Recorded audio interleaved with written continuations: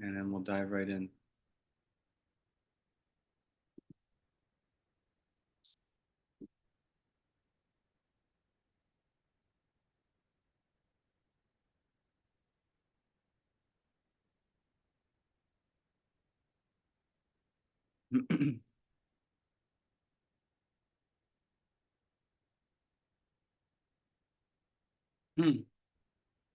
Jaya Radha Madhava Kunja Bihari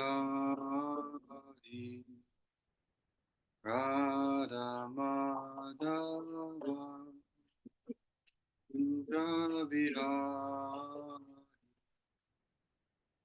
Gopi Jana Vallabha Girivardhari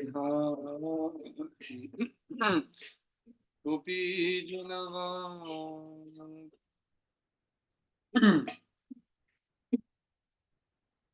Jasodanandana Vraja Jana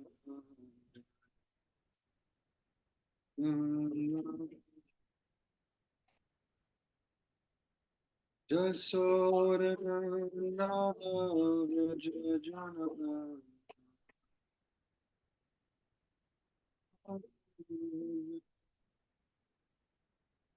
Jamuna Tira Vanachari Tira Vanachari Jamuna Tira Vanachari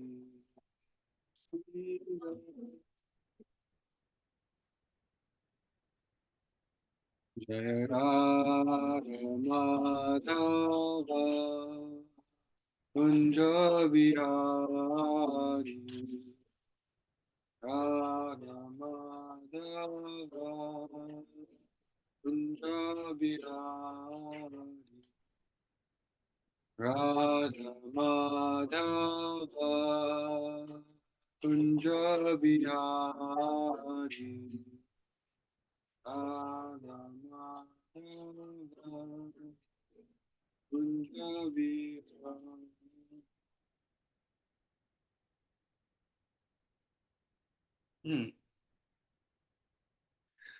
Narayanam Namaskritya Naram Chaiva Narottamam Devim Saraswatim Vyasam Tato Jayamudhirayat. Before reciting this beautiful Bhagavatam, which is the very means of conquest, one should first offer obeisances to three people. Does anybody know who those three people are? We just mentioned them. Spiritual Master Goddess Saraswati. To Narayana Rishi, supremest human being. Yes. Narayan, the personality of Godhead. Correct. Saraswati, the goddess of knowledge. Yeah. Thank you. Reason I bring it up is because it's related to this verse here, and what I'm going to try and talk about today, and how in Krishna consciousness we see that the key factor in one's advancement is their relationships with other devotees and other personalities. So we'll set that mood here before we dive in. I'll read through the first verse, and then we could do call and response for the second one. Tato ham te tejas Tato ham te tejasadu sahena Shanto grenat yulbanena dvarena Tvatapodehinam tengri mulam No severam yavadashanu padha. I am tortured by the fierce power of your terrible fever weapon, which is cold yet burning. All embodied souls must suffer as long as they remain bound to material ambitions and thus averse to serving your lotus feet. Purport. In the previous verse, the Shiva Dwar stated that those who live by violence will suffer similar violence at the hands of the Lord. But here he further states that those who do not surrender to the Supreme Lord are especially liable to punishment.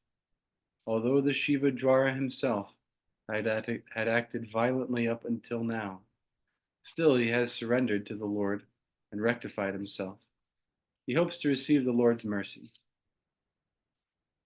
In other words, he has now become the Lord's devotee.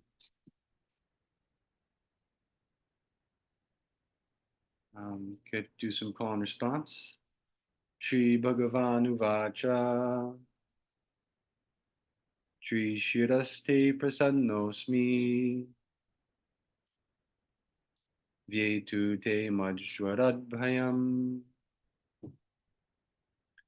Yo Now Smarati Sambadam Tasya Tvanna Bhavedbhayam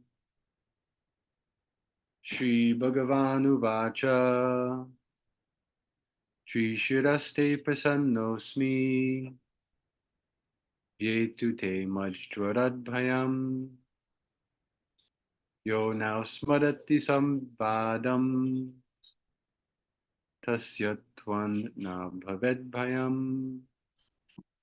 Would anybody like to chant this verse?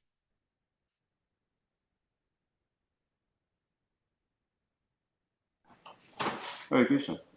Shri Bhagavan Uvacha Shri Bhagavan Vacha Shri Siraste Prasannosmi Shri Shiraste Prasanasmi Vetu Te Jarabhayam Vyetute Majarat Bhayam Yo Smarati Samvadam Yanasmarati Sampadam Tasya Tvam Na Bhavebhayam. Yatam Na Bhaved Bhayam. One more? Can you chant? Shri Bhagavan Uvacha Shri Bhagavan Vacha Shri Siraste Prasannosmi Shri Sharaste Prasannosmi Ketu Te Majvarat Bhayam Vyetute Majarat Bhayam Yono Smarati Samvadam Yanasmarati Sampadam Tasyat Tvanna Bhavet Bhayam Tasyatam Na Bhaved Bhayam. Shri Bhagavan Uvacha.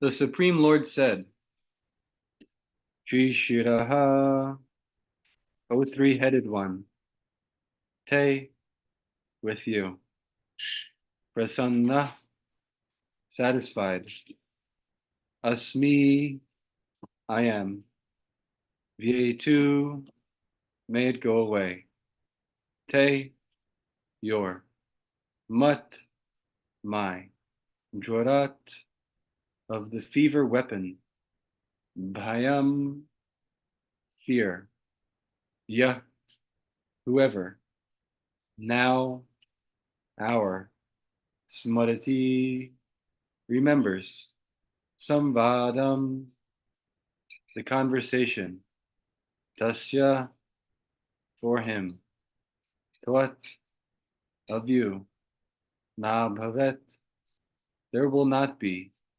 Bhayam, fear. The Supreme Lord said, O three-headed one, I am pleased with you. May your fear of my fever weapon be dispelled, and may whoever remembers our conversation here have no reason to fear you. Purport.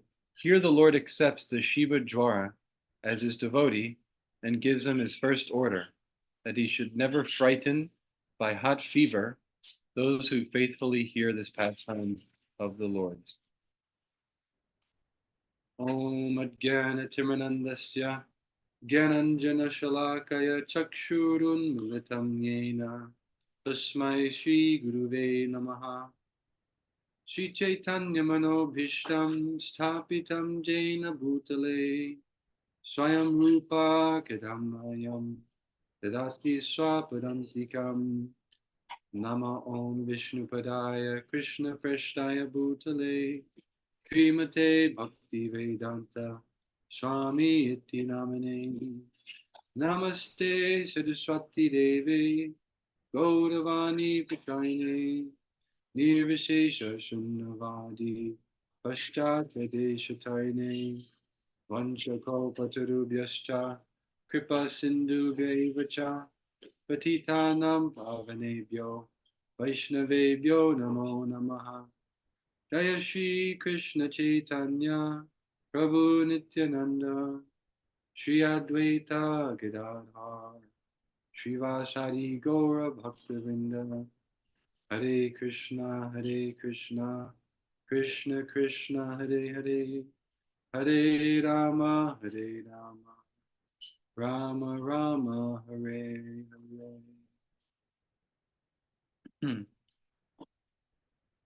Okay, so what a good little set of verses. It's amazing the Bhagavatam is it's the condensed nectar of the entire Vedic canon.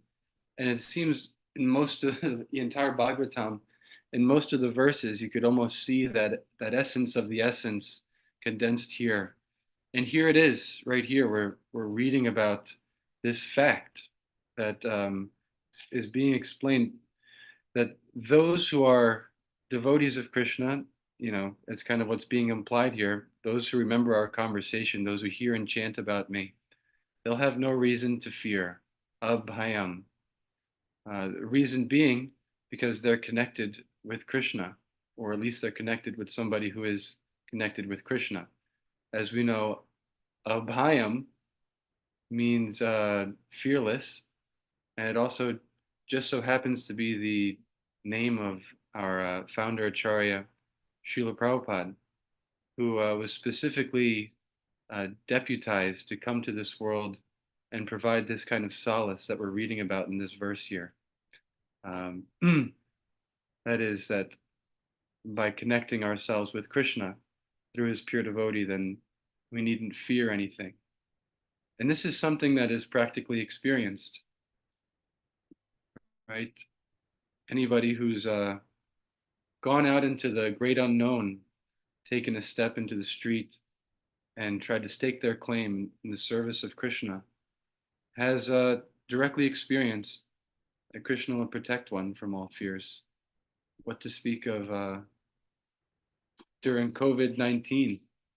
I remember those days somewhat fondly, actually, because of the service that I had at the time. And I remember very clearly once it became a real thing, 99% of the world was freaking out and quite scared. I mean, how could you not be scared from one sense? There's this unknown virus that has taken the world by storm and is deadly, killing thousands and thousands of people. We don't know exactly, what's causing it or how it's transferred or, how to stop it. Um, but here we are in this world in which it felt like maybe anybody could get extremely sick and potentially die at any moment. And then I got this call on my phone from a particular devotee, and I answered, and he was as excited as I had ever heard him before. And he said, "This is it. This is what we live for. These moments. This is the time in which our service can expand to unimaginable heights." Right? Because we know very well that it's those times of distress in which the most people start asking questions. Um, I've definitely seen in my life that the times where everything's all good are the times where perhaps I make the least amount of advancement. But the times in which I'm almost forced to introspect and to make some changes are when I see the most growth in myself. And so this devotee called and he's saying, now is our chance. Now is the time where we can really shine through and bring the most amount of people back to the light.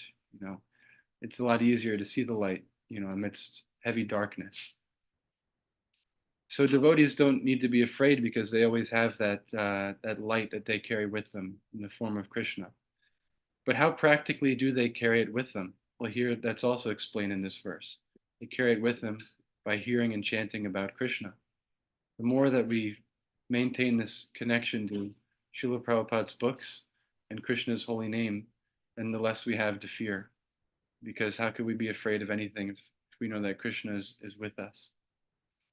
But then practically the question could be raised that, okay, well, how can I always hear and chant about Krishna? And that's also explained here in Srila Prabhupada's books.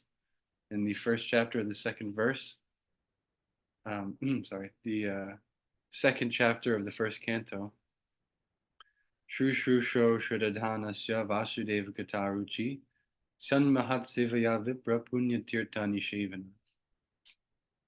That by serving those devotees who are completely free from all vice, great service is done. By that service, one gains an affinity for hearing and chanting the glories of the Lord.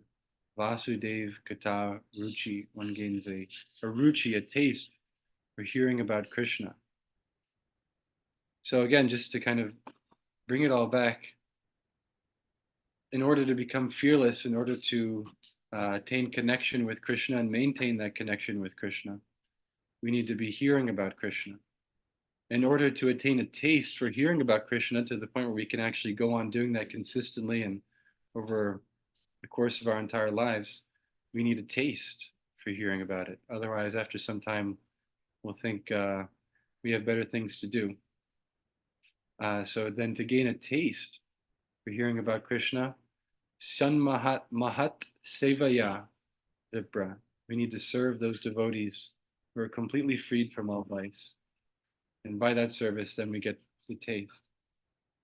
So, in other words, Krishna consciousness can seem like a very elaborate process in one sense, but in another sense, if you really boil it down, you see that it actually all comes down to serving devotees, especially, these mahats, great souls who are completely freed from all vice. That's why the spiritual master is so much emphasized, right? As soon as one has spent a month or two in Krishna consciousness, immediately they'll start hearing, so have you considered who you want to take initiation from? And it could be a little pressurized in one sense, but in another sense, it's necessary. We should take advantage as soon as possible of this fact, of this axiomatic truth, that by serving a great soul, by serving a pure devotee, then we gain everything, right? We gain that affinity for hearing about Krishna, and then by that affinity, hearing about Krishna, everything that's troublesome to the heart is gradually destroyed. Right? It's mentioned in the CC that by simply hearing about Krishna, all that is troublesome to the heart is completely destroyed, and one gains a love for Krishna that's established within the heart. So it all comes down to finding that person who you can completely trust. I remember when I was deciding on who I would take shelter of, I had a conversation with a devotee in the elevator of the Bhakti Center, and she had been around for quite a long time. And I was mentioning to her that I had this conflict of perhaps going with this spiritual master or that spiritual master. And, it's such a big decision in one sense. And she told me that from her perspective, the person who one should take initiation from is that person in which one never has any doubt about their character, about the things they say, about anything about them, but one who inspires utter and complete faith in oneself. So by Srila Prabhupada's mercy, these people are out there, people who we can actually put our full faith in. It's just a matter of finding them, studying them, seeing that this is somebody who is qualified for me to completely surrender to, and then surrendering to them. Even if we don't completely surrender at first, just by doing some service, then Krishna is pleased. And that's perhaps the most beautiful aspect of Krishna consciousness, at least from my perspective, is that it's radically personal, right? It's not that by chanting a certain number of rounds each day or reading a certain number of pages, then one will eventually, hit the mark and attain pure devotional service. It's by consistent service to the spiritual master, consistently striving one's best, doing one's best to follow his instructions, and gradually surrendering more and more, the surrendering process, that one pleases Krishna. And once Krishna is pleased, then anything and everything is possible, right? That's when actually one could see an immediate jump in one's devotional service just by pleasing Krishna.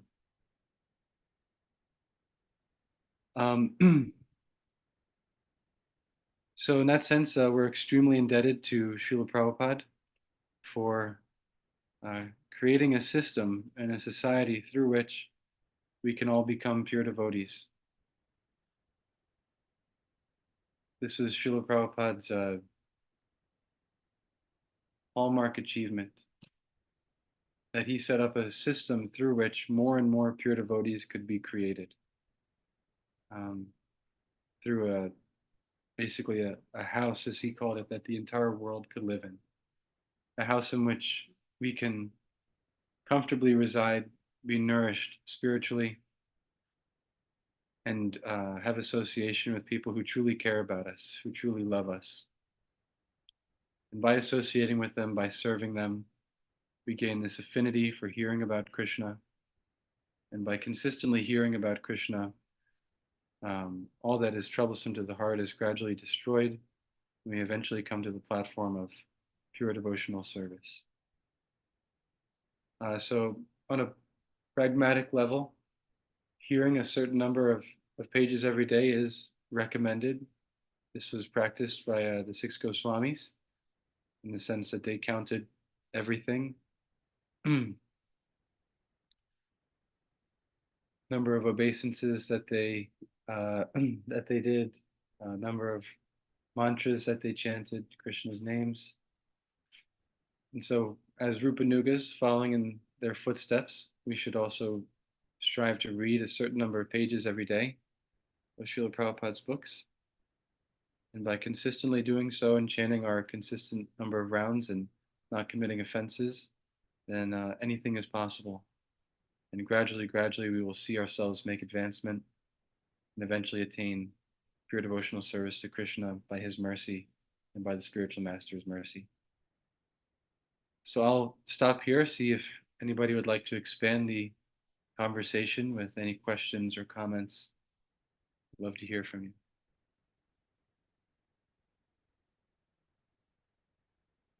Temple room. Hare Krishna, Prabhu. So, according to you were saying to create a society where we can, create pure devotee.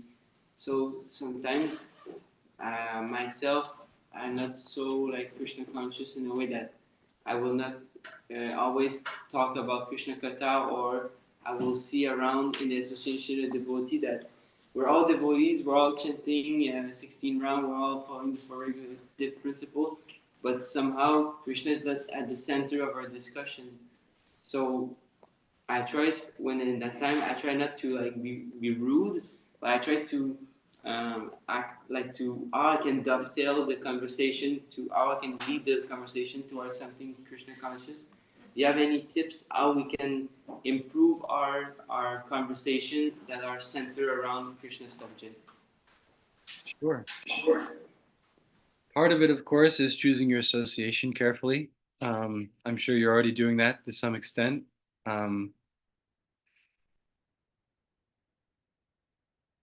There's also a way in which everything can be dovetailed towards Krishna, because everything is Krishna.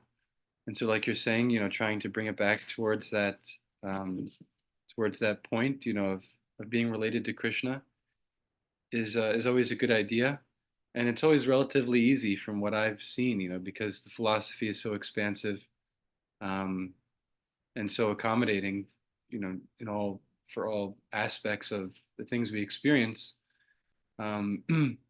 It's relatively easy to bring it back to Krishna. And oftentimes, because like you said, we are devotees following the four regulative principles, trying, to get closer to Krishna. Devotees, I found, will take a hint a lot of the time, and will if you just make that little adjustment back towards Krishna in some way, then a lot of times I found that devotees will catch on and kind of bring it back there as well. there's a place and time for that in which it's effective. But at the same time, you do have full uh, volition to remove yourself from conversations in which not only is it not about Krishna, but perhaps it's offensive in some way towards a devotee or certain um, aspects of the society or whatever it might be. Um, there's no problem with being that guy, and there's a way to do it tastefully too, kind of jokingly, perhaps, but to bring it up and kind of remind people that you shouldn't talk like that about devotees or about the society or whatever it might be. Um, or you could just get up and walk away. Jayananda Prabhu, Prabhupada disciple, was actually famous for this, that whenever there would be some critical talk of a particular devotee, then eventually the people having the discussion would turn around and go, "Where's Jayananda?" And he was gone. He had left that Sangha because he didn't want to hear any of that, because he knew it's not good for his devotional service. So obviously there's a spectrum when it comes to prajalpa, and I found that as long as it's at a certain point in the spectrum, it's relatively easy to bring it back towards Krishna. But if it gets too far the other way, then you are always welcome to remove yourself from the conversation, pick up your phone, say, "Oh, I'm getting a call. I got to take this one," and make your move. And as you get older too in Krishna consciousness and practice more and more, then you'll also it'll be more and more culturally appropriate for you to perhaps step in and say, "Hey, it won't be rude for you to say, let's not talk about that. Let's talk about this instead." You know, but yeah, it takes some tact for sure and some time. Um, but I found too, the more that I'm reading the Bhagavatam, the more that it is to relate any type of situation or conversation to Krishna. So I'm sure you're reading the Bhagavatam regularly, but um, that's something to maintain for sure. Is that okay? Thanks.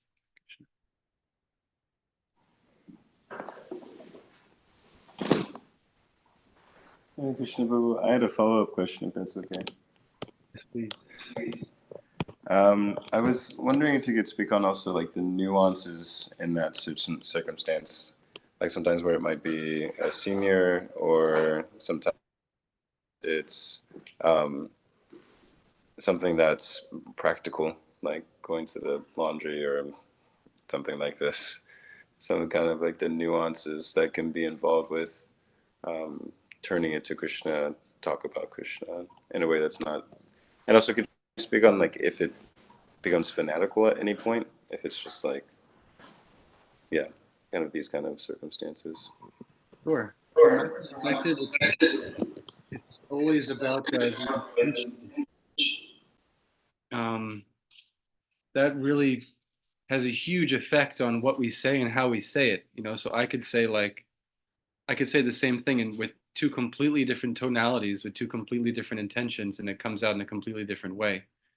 And so what I have always tried to consider whenever I'm in an awkward situation like that is, am I about to try to make a point, or am I about to try to make a difference? And that often completely changes not only my tonality, but even the words that I'm about to use in a certain situation. And people can feel it also when somebody is trying to just make a point and reprimand them versus actually wanting to please Krishna and wanting to do it in a way that is tactful and humble and sweet and genuine and actually make a difference. Um, so that's been huge from my perspective. There's also many books written about nonviolent communication, which my spiritual master references. But the essence of those books comes down to this particular point, which is, and if we could analyze if we're in that awkward situation, we could always analyze and feel, well, what am I feeling right now? Is it coming from a place of purity and love for Krishna and for this devotee and for myself? Or is it coming from perhaps a slightly prideful place, or a slightly angry place, or whatever it might be. And of course, we're never supposed to ever correct senior devotees. Um, even people and even devotees in general, unless they've taken a position of submissiveness to us, then we're advised against correcting them. But whenever there is a situation in which we should correct somebody, it's always best done in private, I've found, um, in a loving and humble way, as opposed to calling somebody out. Um, but yeah, if I had to kind of boil my response, what I've learned and what I've experienced down to one particular aphorism to take away, it's that one, that before speaking, I try and think, well, am I about to try to make a point? So I can like,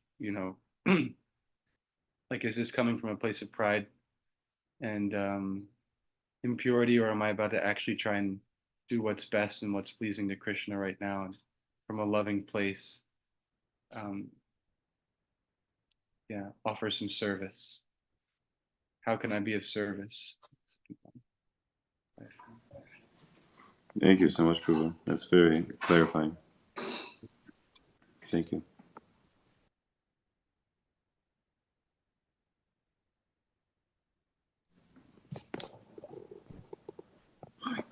Hare Krishna. Wonderful point, wonderful question. And it's so easy to get off track, and rather than glorifying Krishna, be involved in fault finding, criticism. But first, in every conversation, it's always possible for anyone, even if it's not verbal, you can invite Krishna in, because it's not by my intelligence or my erudition or cleverness that I might be able to bring the conversation back on track. But Krishna wants it to be like that. And so we can say, Lord, I have no qualification. And I remember to do this, it works. It's tricky to remember it. Lord, I have no qualification to speak to this person. I'm here on your behalf. Let me dance as you like. The prayer Srila Prabhupada made on the Jaladuta as he's arriving on the shore of North America, and he's confronting an entire misdirected civilization. And his prayer is, I'm just an insignificant beggar. Let me dance as you like. Only if you empower me can I touch their hearts. And you made a really good point about the intention behind our speaking, that it's not holier than thou, it's not out of pride, it's not meant to put anybody down, but it's for Krishna's pleasure and out of concern for our own spiritual health, which we have to be very careful of. The first offense in the chanting of the holy name is to blaspheme the devotees who've dedicated their lives to the propagation of the holy name of the Lord. Right? The first offense is to unnecessarily criticize the devotees. And then there's another offense down toward the bottom of the list where it says to preach the glories of the Lord to a faithless person. Where the way I heard Prabhupada say it was to go on preaching the intimate glories of the holy name to a faithless person. Because if we're actually engaging in devotional service, preaching in any way, we are preaching to a faithless person. We're trying to rectify a misdirected civilization. But once we perceive that they're not listening, Jesus said, don't cast your pearls before swine. Something valuable and precious should not be just put before a pig who has no appreciation. And it also says in Scripture, if you give good instruction to an ignorant person, they simply become angry. What we say is not wrong. We want to speak palatably and truthfully. But at one point we realize, I'm just offering, I always ask permission, can I tell you what Scripture says? Can I tell you what our spiritual master told us? And then when I see that they're willing to hear, that's the first step. Not that we want to convince them or let them make them subscribe to it and follow it, but we just want, are you willing to hear another perspective, you know? And then if they are, good. And if they're not, you just, like you were saying, Prabhu was saying, sometimes we have to just step out of a conversation. There's that instruction that says if someone is engaging in blasphemy, you should cut out their tongue or kill them or just go away, you know. Sometimes it's impractical. Scripture says that, you know. I've never come to the point of cutting out anybody's tongue or killing them, but sometimes just to say, sometimes I say, well, can we, since we spoke about this person, maybe even accurately describing something they're doing that seems misdirected, let's pray for them together. Lord, show us how we can help this person. Show us how we can remind this person of your love. And let's pray for this person together. So, but sometimes you just have to walk away. What's that old that song? Know when to fold 'em, know when to walk away. It's an old thing about poker, you know. Sometimes you say, oh, well, we have to punt here. Yeah. No more forward motion. We just have to haribo. Yeah, it's so important. It's so important, and I've found in my Krishna conscious career, when I first joined, I never thought it was a thing that really people stop chanting their rounds or stop following the regulative principles so much. But now, after 10 or so years, I've come to see actually it's not wholly uncommon, but what is common amongst those who do stop chanting and stop following so strictly is that I found a lot of the time is that they're a little offensive in terms of how loose they are with talking about other devotees. Um, I found that a lot. And you'll find in yourself that if you make a concerted effort to not criticize devotees, it's much easier to chant your rounds and much easier to stay inspired in Krishna consciousness because you're not committing the mad elephant offense, of blaspheming devotees. If you'll see that those devotees who really carefully guard against it are really advanced, and it's easy for them to advance because they're following the process, and they're not doing the thing that'll it's pretty much literally the only thing that'll set them back.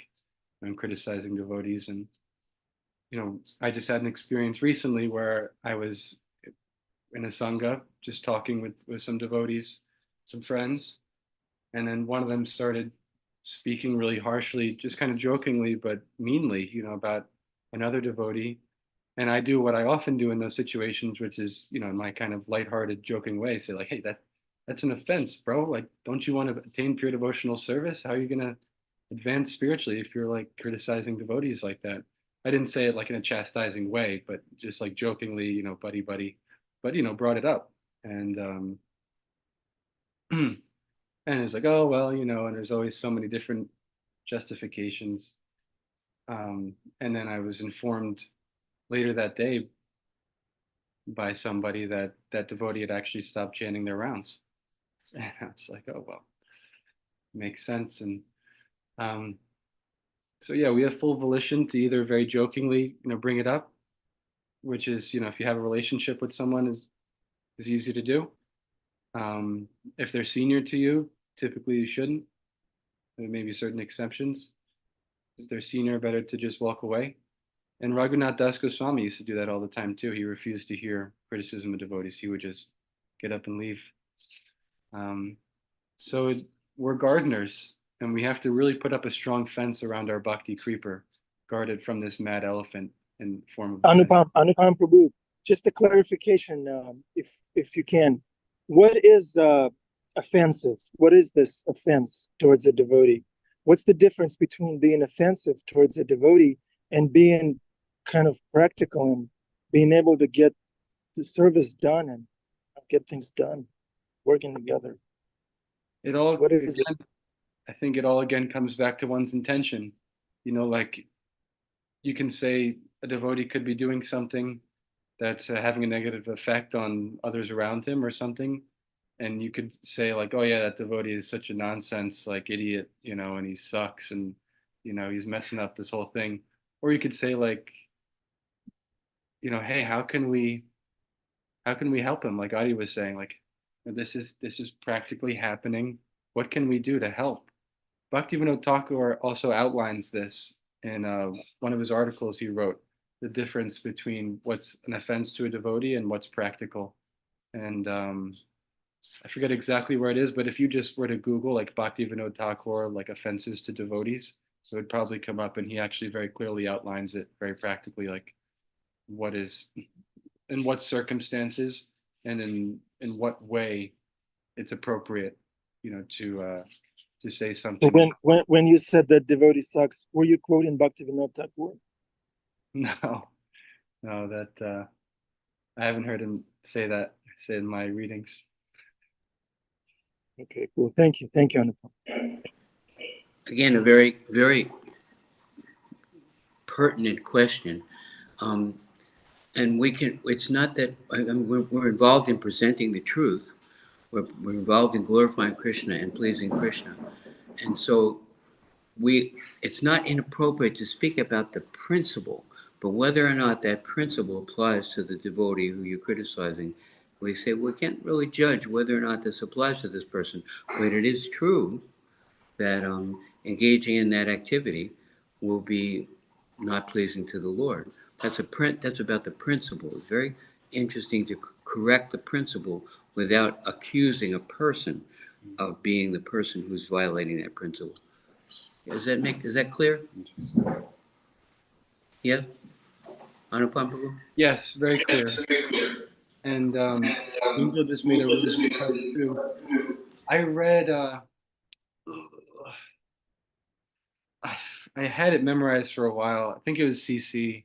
It's been years, but it was a really good point made that it's definitely scripture. I'm sorry I can't exactly quote it, but it was being said that one who criticizes even non-devotees loses all of their pious credits. Like one who, and again, criticize. There's a difference between speaking something that's practical and just like being mean.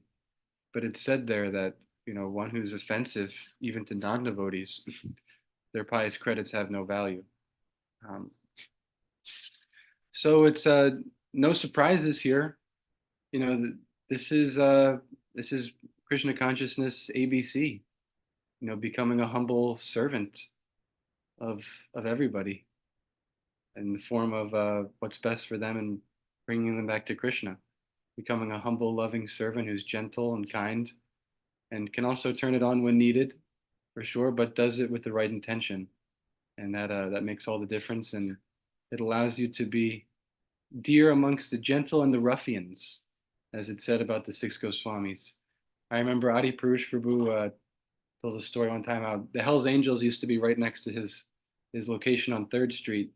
And at one point, when he first moved in, or when they first moved in, I think one of the Hells Angels like didn't like him or something, and like threw a sandwich at him or something like that. Threw something at his head, and but gradually over time, they grew to love him and started doing service for him and like helping him move stuff, right? And that's just the effect of a pure Vaishnava, that everybody loves them, and it's not because they're just so soft and sweet, but it's because they're always acting in a way that has best intentions, what's pleasing to Krishna, and people pick up on that, and they respond.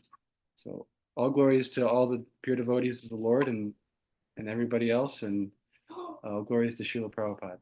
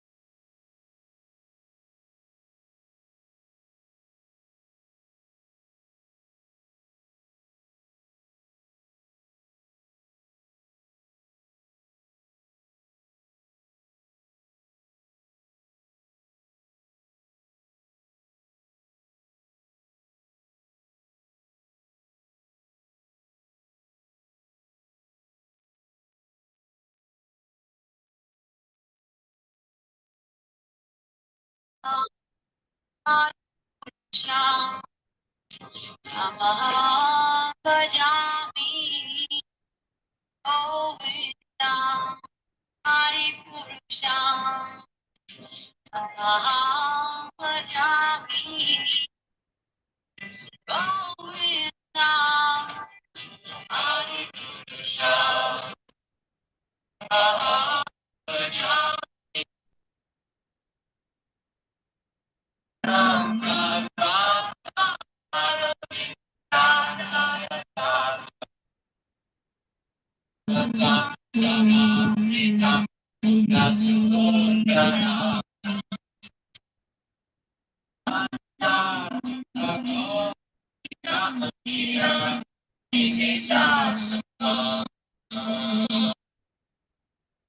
Govinda Hari Purusha Namam Bhajami Govinda Hari Purusha Namam Bhajami Govinda Hari Purusha Namam Bhajami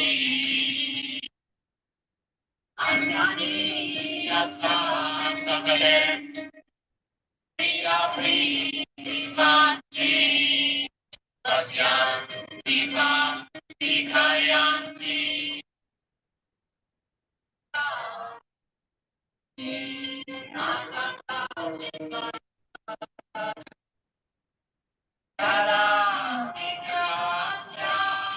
Govinda Hari Purusha Jami Govinda Hari Purusha Jami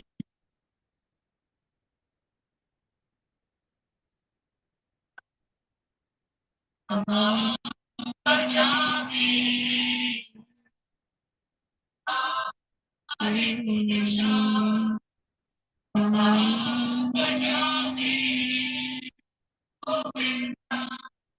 Hari Purusha Jami Govinda Hari Purusha Jami Hari Purusha Jami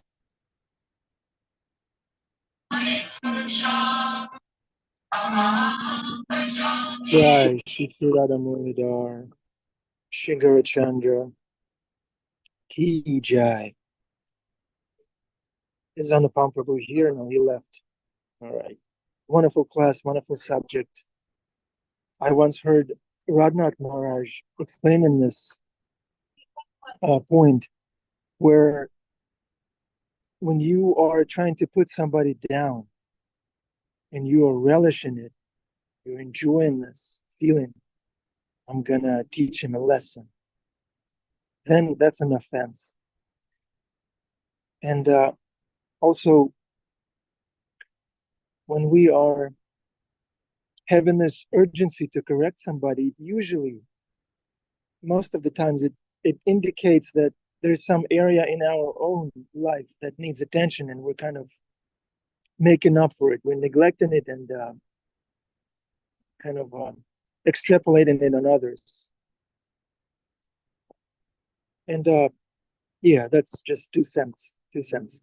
Karen, how are you? What are your takeaways? How do you correct your children? How do you offer correction? Do you relish in that? You're reluctant? No, I don't relish in it, and I usually feel a tremendous amount of guilt because I don't have a good handle on these things. You know, I find it's really hard to balance patience sometimes when things are tiring or stressful. But I try my best. I try to correct myself first if I catch myself. Yeah. You know what I do, Karen? When I need to correct, I make big eyes and I give them a warning. I'm gonna correct you. And I do it theatrically, like ridiculously humorous, I yell, I make big eyes like Prabhupada. He did that way. He corrected that way, theatrically. He tried to use anger. What's this one's That- name? Oh, what's I this make one? big eyes like this. Clean up your room now. What did it say here? It's Mama. Yeah, like that. What did it say here? And they kind of get the point. They get the point, but you don't lash out on them, because every time you lash out, you feel terrible after that. I know. Yeah. Yeah. Oh, I'm what is sorry, I have to correct you. This is my Mama, job. what is its name? Clean up your room. All right. Okay, any other takeaways, reflections, maybe questions? Bhima Prabhu is on the call. He has all the answers.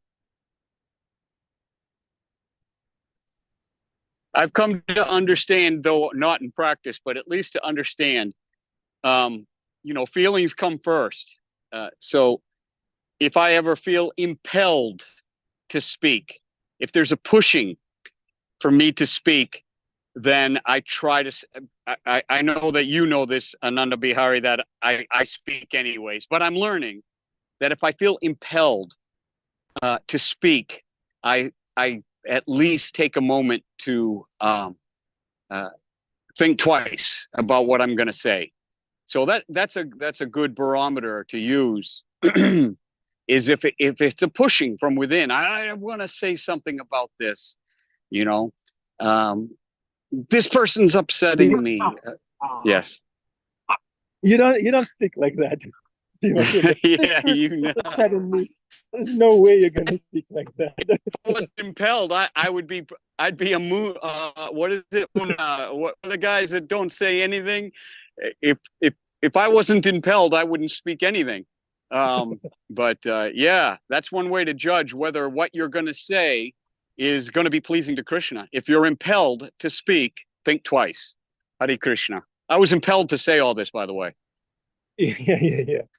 Jainitai Prabhu made a wonderful point the other day. He said, if the person you're offering correction to walks away uplifted, then you got your job done. But if they walk away upset, frustrated, disturbed, then it wasn't a correction, it was stupidity. And you heard of emotional traffic light? Emotional traffic light? You said emotions come first. You heard of emotional traffic light? Just like the traffic lights in the streets, if it's red, I speed up.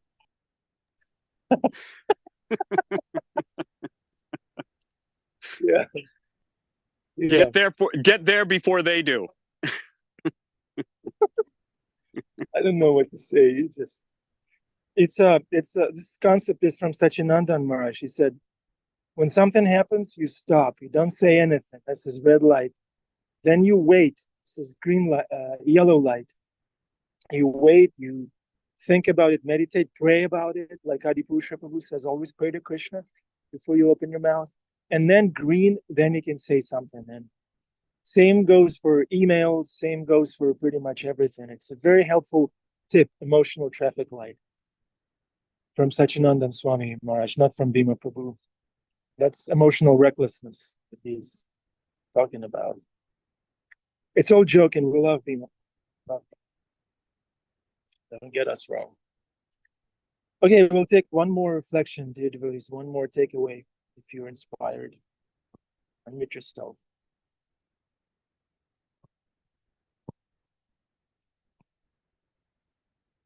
Respond rather than react. Bhavla, thank you so much. Yes. Yeah, if somebody's trying to kind of mess with us, then we should see him as a struggling individual who just wants to know if we love them. Just give them some love if you can. And to have love, there has to be strong sadhana, there has to be a strong association. Then we'll be full of love, and then we can share love even with the person who's coming at us violently. Then we can be loving to them. But if we're drained, if there's no nourishment coming our way, then how can we uplift people and how can we benefit them? So there has to be we have to be properly situated in devotional service, especially in devotees association. That's the key. Just make sure you're hanging out with devotees more and more. Every year, double your association with devotees and see what happens. Okay. Jeffrey Eckler, nice seeing you.